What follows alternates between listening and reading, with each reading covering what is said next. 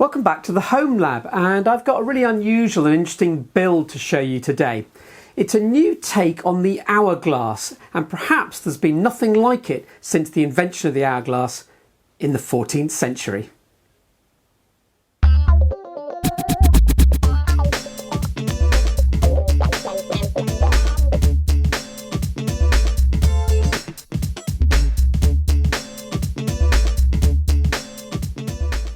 So what I want to show you today is a little project that I built, and I don't think I've ever seen anything like it before.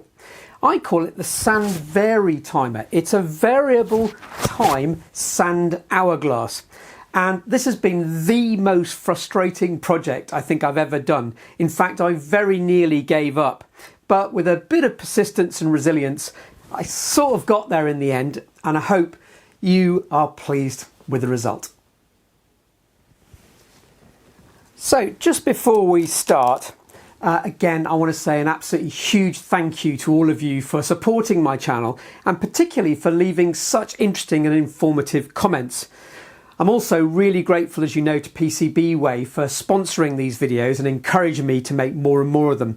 Now, if there was ever a project that could have done with some of their 3D printing and CNC machining, this would be it. So why not go and have a look at their website, and I'm sure you'll get some inspiration for your next project.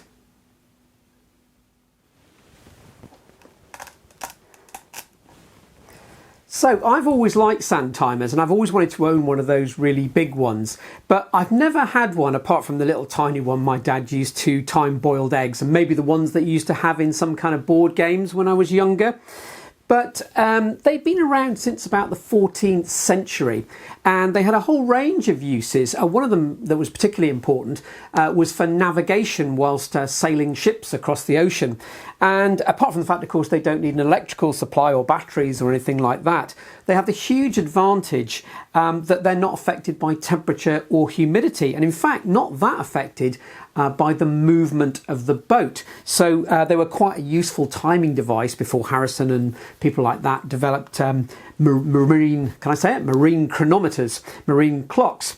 They also had some other really strange uses, and I went looking for one in a church, and it doesn't seem to be there anymore, but they were used to time, or to perhaps reduce the time of very long sermons. But I could find a hanger, but I couldn't find the hourglass that I seem to remember in the church. They also had some other really interesting uses. This one here is actually, if I can get it out, here we go, it's absolutely tiny. You probably can't even see it. And this one was kept in a nurse's pocket, and is a 30-second sand timer for timing patients' pulses. And they must have broken lots of these, but it does actually come in a little steel or stainless steel sleeve or brass sleeve, so it can be kept safe. They're also used, rather interestingly, still in the Australian Parliament. You want to Google that, hourglasses, Australian Parliament, for part of the division or voting system. Anyway, I thought I'd have a crack at building one that would give a range of different times. So let me show you what I did. It was a very frustrating project, but I think I got there in the end.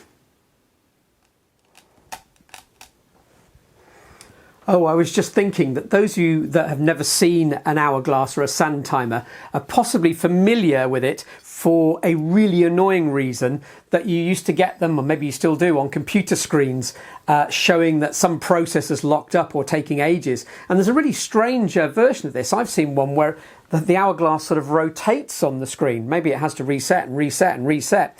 Anyway, the point I'm making here is that a normal sand timer doesn't really live up to its name. It only times one amount of time, and that depends on the sort of amount and type of sand and the orifice that the sand goes through. So if you want to time different lengths of time, you have to buy a whole range of these sand timers. But what I thought I would do is make one that has a sort of variable orifice in it, a sort of gate or valve that can be opened up or closed down, can throttle the sand flow, so I can set it to a range of different times. So let's see how I went about making it. So, to the design and build process. I did some initial drawings and development of the shape to make it more suited to having a movable valve where the pinch in the glass has been replaced by a movable vane. I appreciate a regular sand timer is symmetrical, meaning that you don't need to reset it every time, you just invert it. But I wanted to have a go regardless to see if the idea would work in one direction, even if it would need to be tipped back over and refilled for the next use. As you've seen before with many of my projects, I do like working with perspex, and I thought that transparent perspex would be excellent for building this project. I therefore transferred the shape of the timer to a piece of 15mm clear perspex, which once cut out was to be sandwiched between two 3mm clear sheets. I used a small light bulb holder that happened to be lying around on the bench to draw a circle for part of the valve, and then marked out the shape of the valve on a spare bit of 15mm plastic. By the way, if you've not come across Pica pens before, I can highly recommend them, as they were brilliant for this job and many others too. So, as ever, it was off to the trusty desktop bandsaw to cut out the main sand timer shape and the valve as well. With the sheets of perspex sandwiched together, it was time to drill lots of holes to hold it all together and to make sure that the sand did not creep into the gaps between the sheets of plastic. Barry was a great help checking the hole sizes corresponded to either the M4 or the M6 bolts I was using. Regular breaks with marshmallow toasting were key to keeping the family happy, whilst I battled away with the construction. Then it came the time to fit all the bolts to their holes and check the whole thing went together properly. Barry was a great help with this, and he also fell foul of dropping the nuts and bolts on the floor.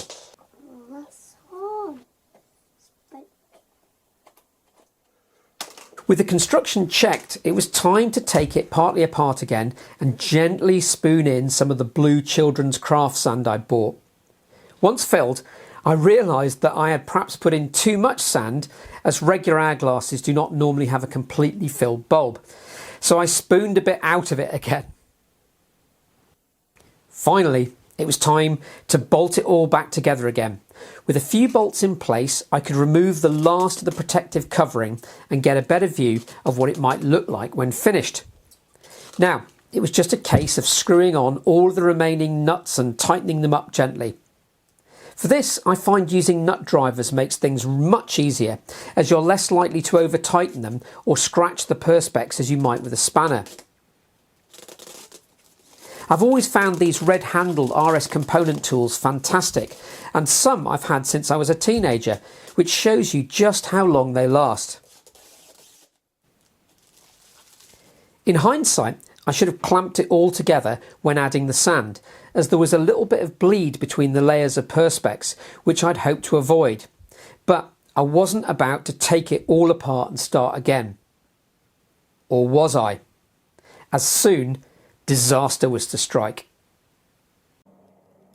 Even with the layers of perspex tightly bolted together, I could already see the bleeding of the sand between the layers becoming larger in what looked like a kind of sand capillary action designed to annoy me.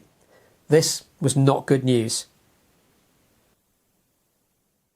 So, practicing what I preach to my students, a big dose of resilience was needed again, and a new approach to the timer's design.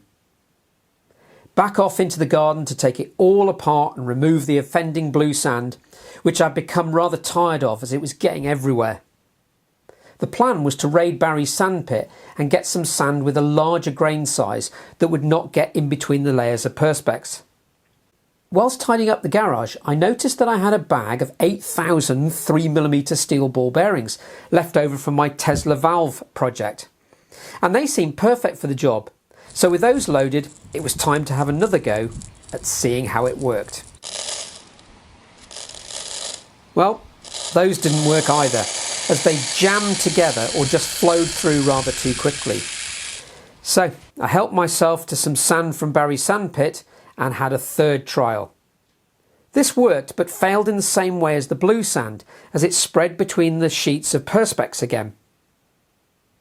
Now, I was running out of ideas and patience, so I ordered a bag of 10,000 ball bearings and gave them a go.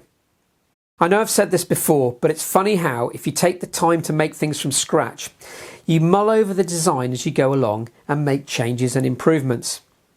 I remember one night brooding over the valve mechanism and worrying that the sand would jam it or pass on both sides of it, and I suddenly came up with a design with a circular back to the valve to hopefully eliminate this.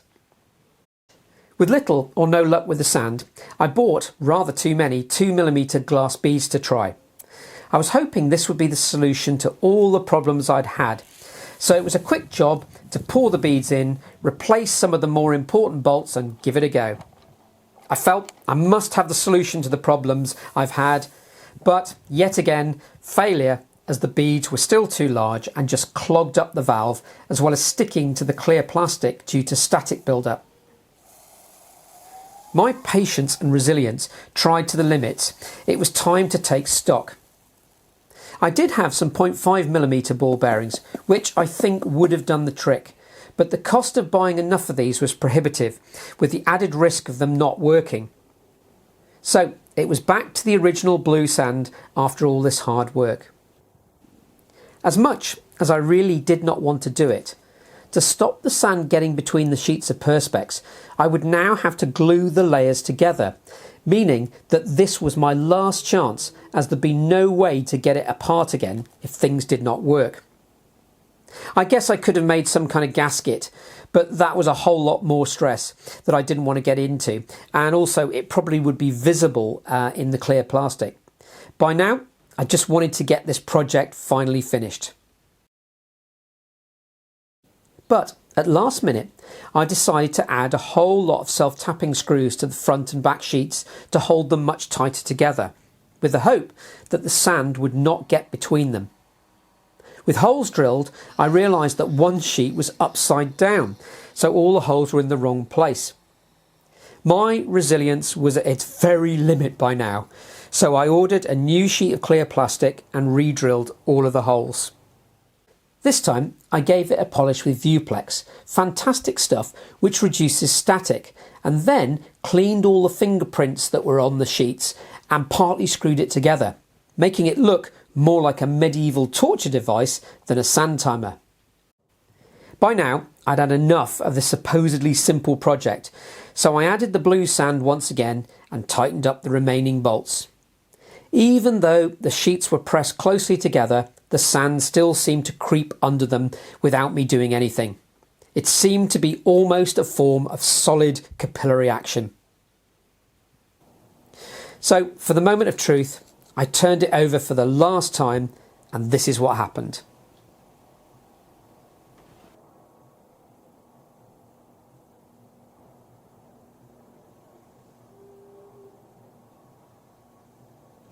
It worked! So now all I needed to do was to calibrate it against the stopwatch for different settings of the sand valve, and to assist with this I made a couple of feet to hold it up vertically from some leftover Perspex from the build. With very narrow and non-repeatable openings, it worked well and gave some really long times, with the longest being in the region of 8.5 minutes. I was actually surprised at how long it ran for, but the sand did jam on one occasion.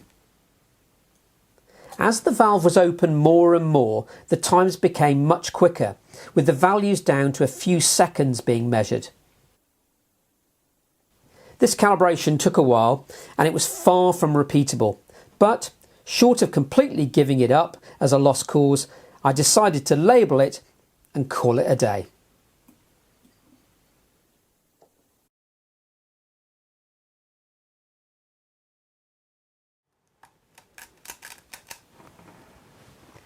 So if this project has taught me anything, it's that with experimentation you have to be prepared to be knocked back and sort of start again and change your plans, and I've certainly gone round and round in circles with this one. Your wallet also takes a bit of a hit as well as you try new materials and have to buy bits and pieces. Anyway, I think I got there in the end, and I hope you enjoyed looking at what I've made. I certainly won't be improving on this design and making another one in the future. My sand timer patience has really run out.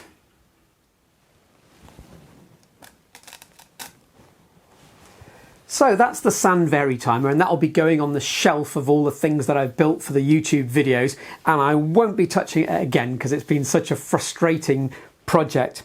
Anyway, I'm going to think of something else to show you, but before then, please do stay to the end of the video because I often cut in bits that I haven't put into the main film, and I think you might find those interesting.